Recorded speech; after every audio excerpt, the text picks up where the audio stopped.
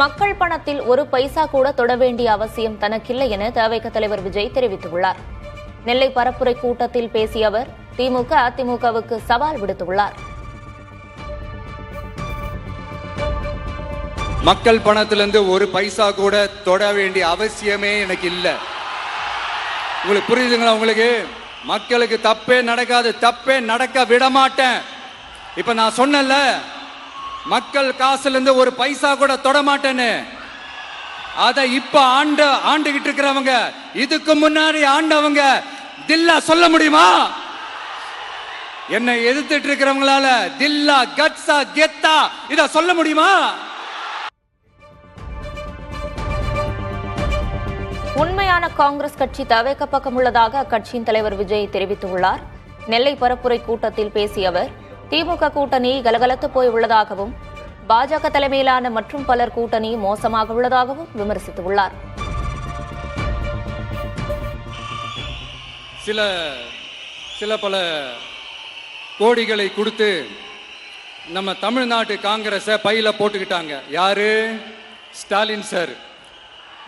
ஆனா உண்மையான காங்கிரஸ் யாரு பக்கம் நிக்குது? நம்ம பக்கம் நிக்குது.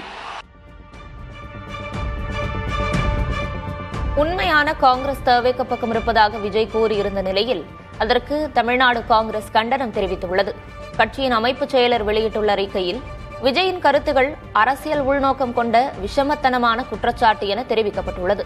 காங்கிரஸ் கட்சியை பணம் அல்லது அதிகாரத்தின் மூலம் யாராலும் கட்டுப்படுத்த முடியாது எனவும் கூறப்பட்டுள்ளது. காங்கிரசுடன் கூட்டணி வைக்க தவிக திரைமறைவு முயற்சிகளை மேற்கொண்டதாகவும் அவை தொடக்கத்திலேயே நிராகரிக்கப்பட்டுவிட்டதாகவும் குறிப்பிடப்பட்டுள்ளது. காங்கிரஸை சீண்டி பார்க்கிற வேலையை விஜய் நிறுத்திக் கொள்ள வேண்டும் எனவும் அவதூறு கருத்துக்களை திரும்பப் பெற்று அவர் மன்னிப்பு கோர வேண்டும் எனவும் அந்த அறிக்கையில் தெரிவிக்கப்பட்டுள்ளது.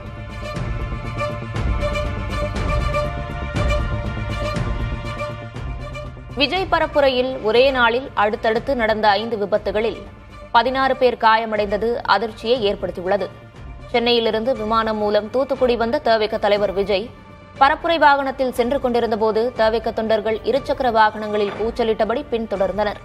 கட்டுப்பாட்டை இழந்து இருசக்கர வாகனங்கள் ஒன்றோடு ஒன்றாக மோதி விபத்துக்குள்ளானதில் தொண்டர்கள் கீழே விழுந்து காயமடைந்தனர்.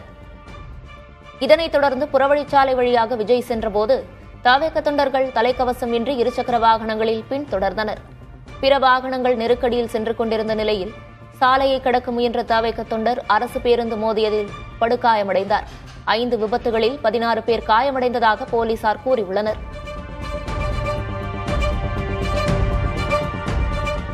தவிக தலைவர் விஜய் கடலூர் மாவட்டத்தின் கடலூர், வடலூர், சேத்தியாத்தோப்பு மற்றும் ராமநத்தம் ஆகிய 4 இடங்களில் 9 சட்டமன்ற தொகுதி வேட்பாளர்களை அறிமுகம் செய்து பரப்புரை மேற்கொள்ள திட்டமிட்டிருந்தார்.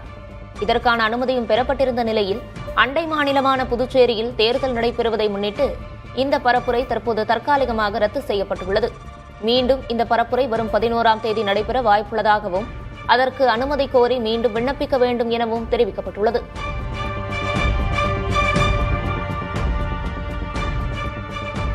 தவிக தலைவர் விஜய் ஏப்ரல் 12ஆம் தேதி கன்னியாகுமரி மாவட்டம் விவேகானந்தா கல்லூரி மைதானத்தில் நடைபெறும் தேர்தல் பரப்புரை நிகழ்ச்சியில் கலந்து கொள்கிறார்.